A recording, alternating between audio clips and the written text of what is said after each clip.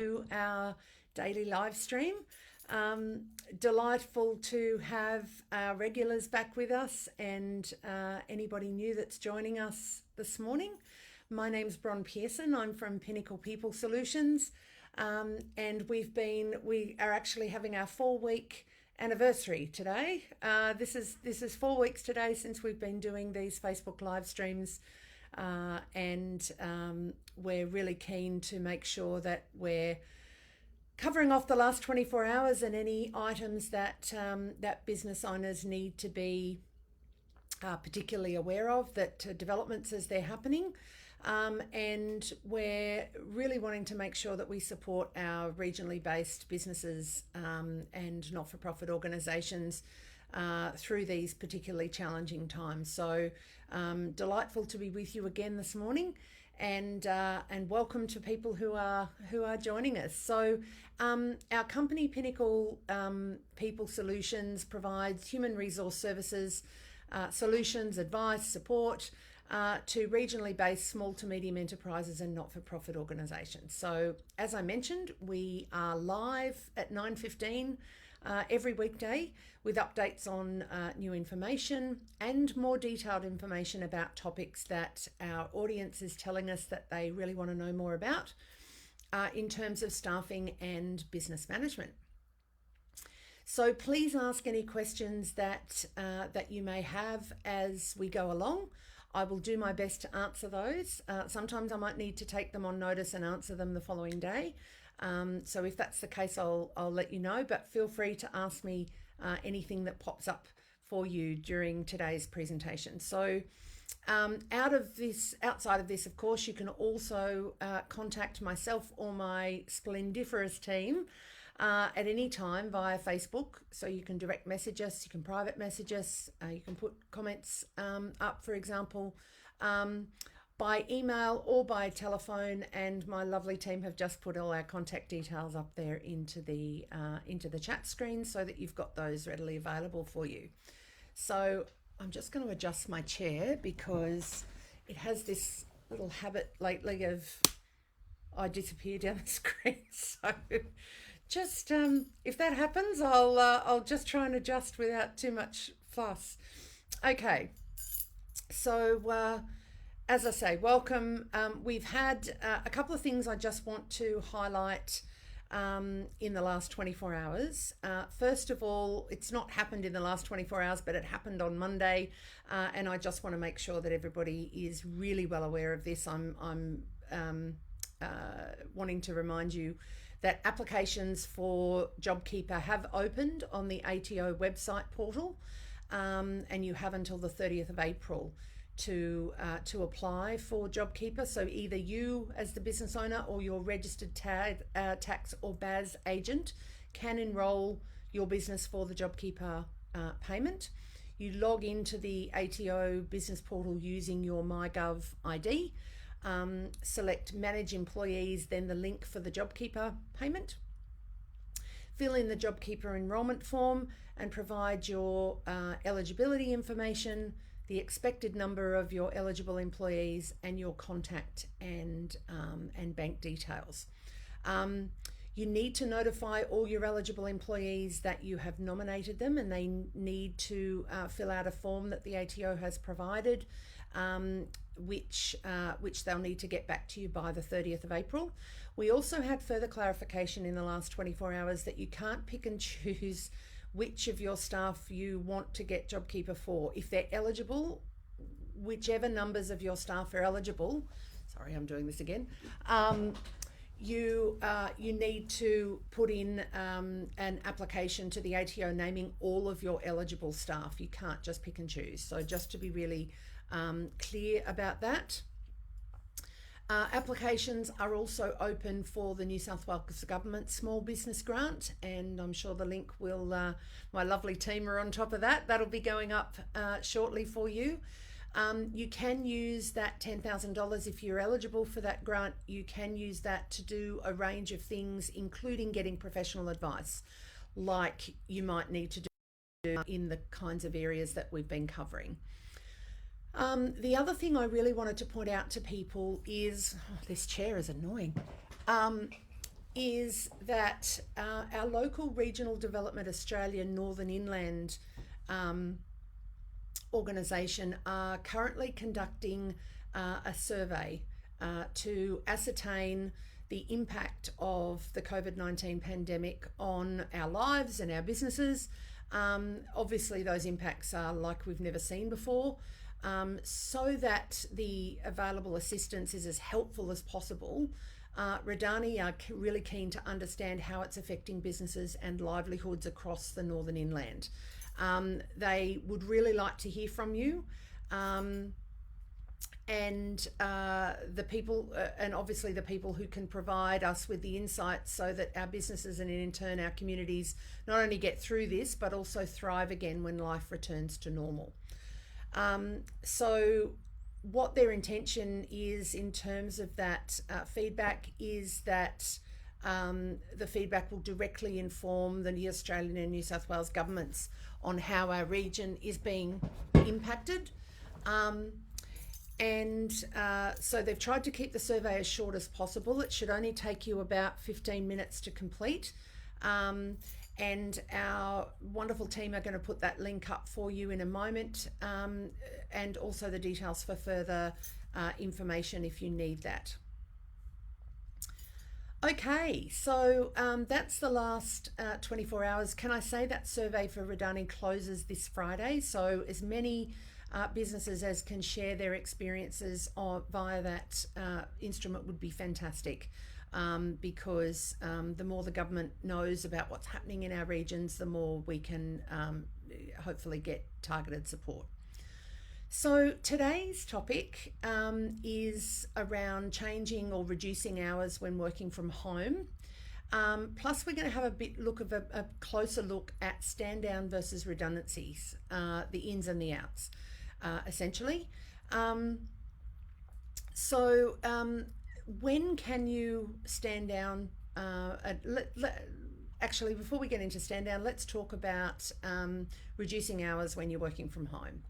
So I'm sure that many people will be either personally having the experience or have staff that are having the experience at the moment of, if they're working remotely from their normal place of work, finding it really difficult to navigate the balance of potentially providing care and support for children. And this is the beginning of term 2.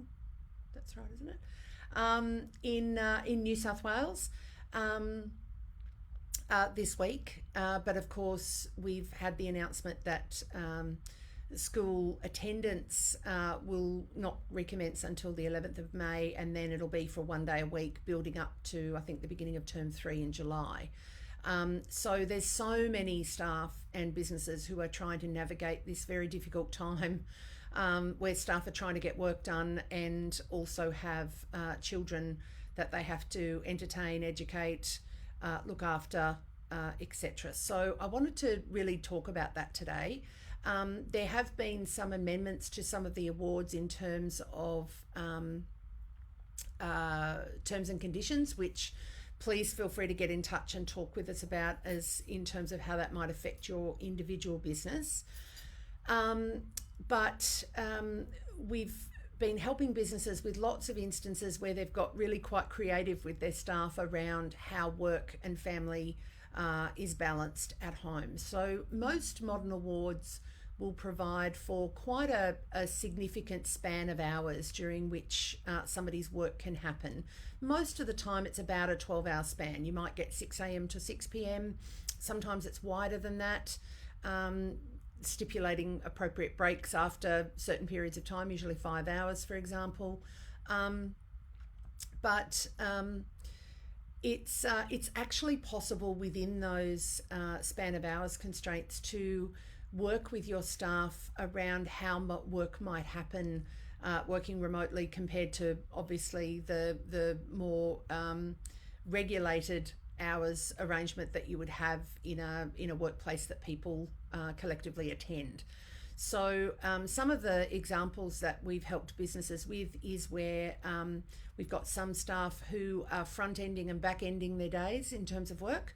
So they are known to be available between, say, 6 and 8 a.m, a period in the middle of the day for a couple of hours, and then evenings, because otherwise they find they can't successfully combine childcare and work.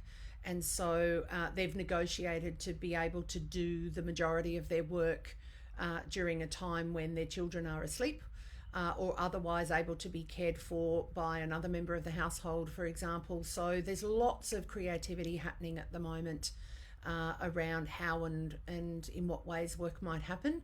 I think it's incredibly important to acknowledge that productivity and the ways that we work and our outputs are necessarily at the moment going to look somewhat different from what they did 6 weeks ago.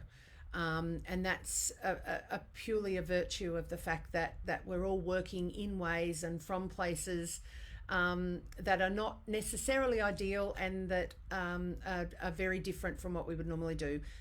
Quite frankly, my personal opinion is that we will well and truly have new normals coming out of the end of this. I don't think we will see what we were seeing 2 months ago at the end of this. I think the innovation, flexibility, all of those things that we've all had to jump to in varying ways, I think is going to completely reshape the way that work is done moving forward. And I find that a really exciting thing, because it takes the shackles off what's possible. In the meantime, though, we are dealing with fairly significant social isolation and social restrictions. And so working in the midst of all of that, where, there are a fair degree of constraint on how and when that might happen, I think we've got to open up as much flexibility as business owners of how we conceive that can happen as we possibly can. So I would really encourage you to be, first and foremost, talking to your staff regularly, checking in. How are they doing? How are they feeling? It's perfectly normal for them to be great and really productive one day and flat the next. That's a perfectly normal response for any of us to have in the current circumstances. So, but in terms of your industrial obligations as an employer, around reducing hours when working from home or changing hours when working from home, there's lots of options that you've got around that. It is incredibly important, to be talking to your staff and getting their mutual agreement for how things will work.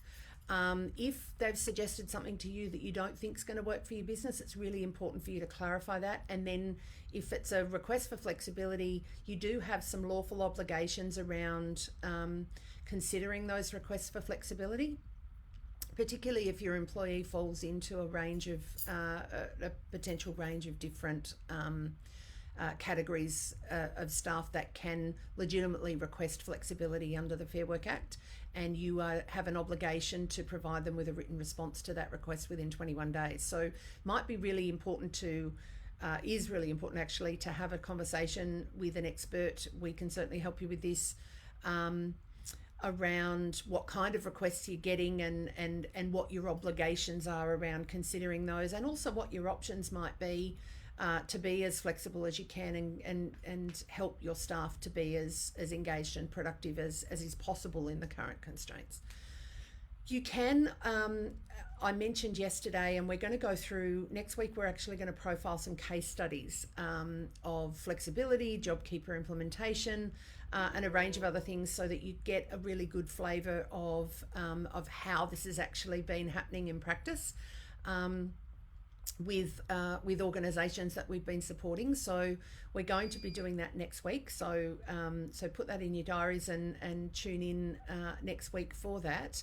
But there is a range of different things that you can do around changing or reducing hours when somebody's working remotely. If you're JobKeeper eligible, you've got JobKeeper directives that you can give. They all have tests, which I talked about yesterday, that you need to make sure that you meet. It's a bit of a minefield, but you need to be able to navigate it. So get in touch for support to do that. But you do have more flexibility under the temporary changes that have been made to the Fair Work Act to give directives around when, where, how work will be done. But essentially, you still need to consult with your staff, and you still need to get their agreement if you're going to be reducing hours. and if you're going to be changing the way that things are done in terms of any of your staff. So that's incredibly important. But the good news is that there's lots of different ways to consider work happening. There's lots of ways in which you can do that. Your staff can ask about it. You still have a whole range of obligations as the employer that you need to make sure that you're meeting. So get in touch with us for specific support around that. So I might now talk then about the ins and outs of stand down versus redundancy. So one of the first questions that we have, general questions that we've got a million times, I think, in the last few weeks, when can you stand down an employee?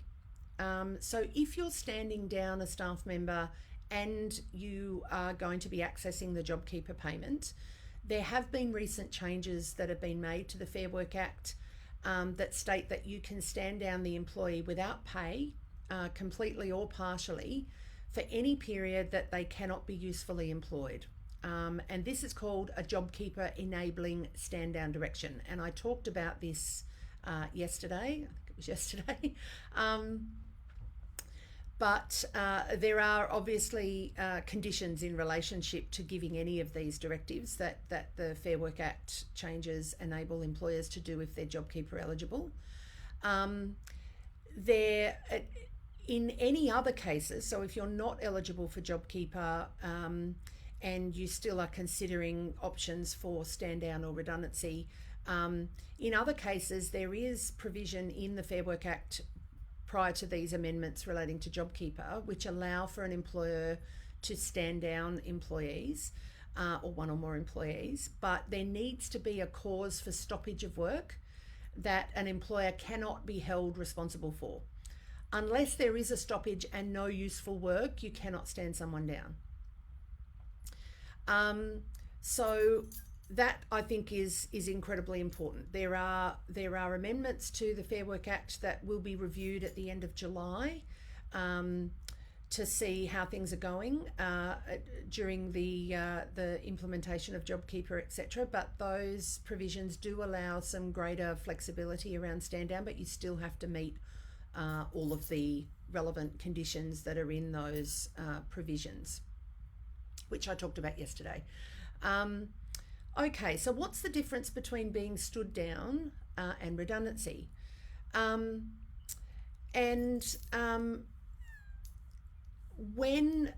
Let's look first of all at stand down. So, as I mentioned, you've aside from the JobKeeper amendments that have come in, the Fair Work Act does permit someone to stand down a staff member when they cannot be usefully employed because of the following three criteria. First of all, industrial action, which is organised or engaged in by the employees of the business, or a breakdown of machinery or equipment for which the employer cannot reasonably be held responsible, or a stoppage of work for any reason for which the employee cannot be reasonably held responsible. For example, a natural disaster, and God knows we've had plenty of those, cyclones, floods, bushfires, etc. As an employer, you are not required to pay an employee during a stand down period.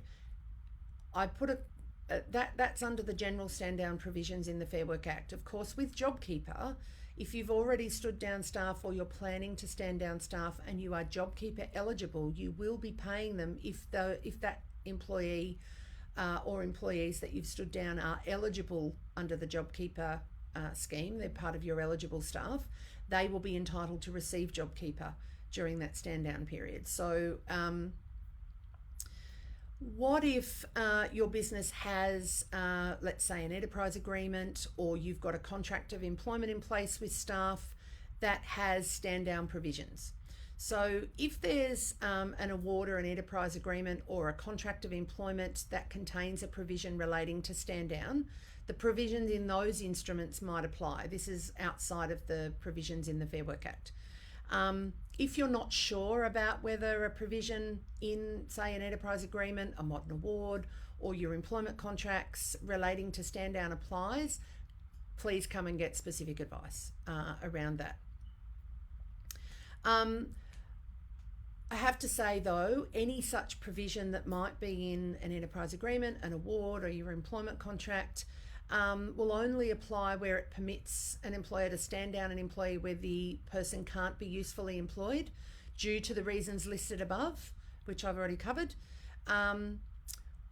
If the provision allows an employer to stand down an employee for a reason other than those that I've already talked about, then an employer will not be permitted to stand down an employee for that reason. Okay. So there is you do have, prior to standing down a staff member, an obligation to invite staff to make an election to take accrued leave, such as annual or long service leave, during the stand down period. While you're not required to pay someone during a stand down, employers may elect to use any accrued entitlements during the period to ensure they continue to receive payment. Now, on the basis that they're on leave, they decide that they want to take accrued paid leave, then they're not on stand down until they come out of that period of paid leave. Your obligations as an employer in terms of approving leave are such that they need to be in accordance with your policy or any relevant legislation. That is, I guess, some of the detail around stand down. It is a serious action that you would take.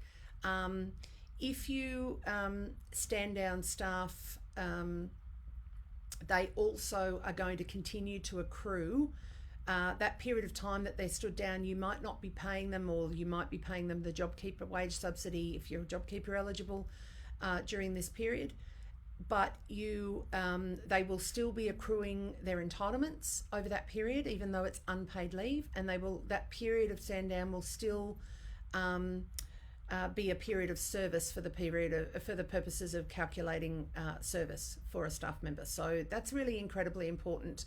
When we've met with a range of businesses to talk about what their options are, including stand down or redundancy, sometimes it's the crystal ball gazing. I'm not sure if my business is going to be robust enough to bring some or all of my staff back. So can I stand down? Then can I make somebody redundant or a position redundant, I should say? The answer to that is yes. So these things can sort of happen sequentially if there's a need for that, and your business has can demonstrate the relevant that it meets the relevant tests. So stand down is, as I said, depending on whether you're JobKeeper eligible or not, has a range of criteria you need to meet, and it is if your staff in full or in part are not able to be usefully engaged.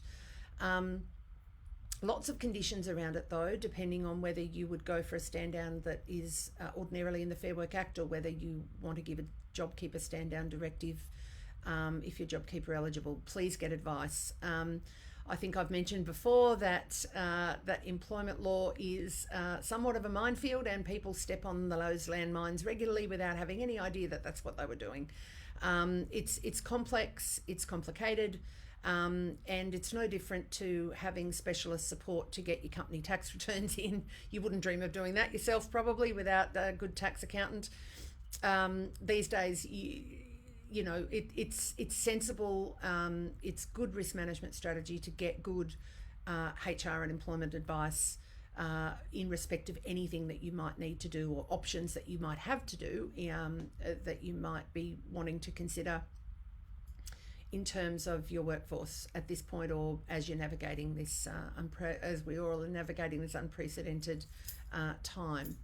So that's what stand down is. So what is redundancy by comparison? Okay, so redundancy is actually termination of employment. It's a form of dismissal. It carries with it the concept of involuntary termination of someone's employment, but it's not a fault-based dismissal, because it's not actually a dismissal of, yes, the incumbent in the role maybe their employment may be dismissed, terminated, or they may be redeployed to another role in the business. But redundancy is usually caused by economic conditions, business efficiency, or technological development. They tend to be the three. And of course, at the moment, a lot of discussion about redundancy because of the impacts that the current pandemic are having on businesses across the country. Termination of employment due to redundancy occurs where you as the employer make a definite decision that you no longer wish the job that employee has been doing to be done by anybody, and that decision therefore leads to the termination of the employee's employment. It doesn't mean that there aren't aspects of a role that you might make redundant that you might then provide to other staff in the organisation. There could be aspects of that job. You might make the role redundant and then move aspects of the role that still might need to happen into other roles. That's perfectly fine. But as the role is currently sort of constructed, you don't need that to be done by anybody in that form moving forward. Under the Fair Work Act, a dismissal will not be unfair in the case of a genuine redundancy. And the genuine test for a redundancy is where the job is no longer going to be required to be performed by anyone because of changes in the operational requirements of the business. And the employer has complied with any obligation to consult that might be in a modern award or an enterprise agreement. Now, consultation, and of course I've been talking a lot in the last 4 weeks about consultation and the importance of consultation in any changes that you want to bring into your business. It's incredibly important that you consult with your staff, that you seem to be consulting with your staff, and that you've documented that consultation, because failure to do any or all of those things is putting your business at substantial risk, and God knows we've got enough risks happening at the moment. We don't need more. So in terms of consultation is an incredibly important step in any process where you might be going to make a position redundant. Now, I don't want you to think that it means it's going to take you weeks to get from A to B. You don't. It can happen very quickly. But you do have a legal obligation to consult. If you've got any of your staff that are covered by a modern award, Clause 8 consultation is in every modern award, and it is very clear about what your obligations are. However, the Fair Work Commission does consider the question of whether a redundancy is genuine if a complaint comes to it, irrespective of whether the staff member is award covered. So even if they're award free, you still have consultation obligations. Okay, and you might also have a redundancy policy that talks about the consultation that you might undertake with staff in respect of redundancy. So you need to meet with your staff collectively and individually, depending on the nature of the changes and potential redundancies that might happen.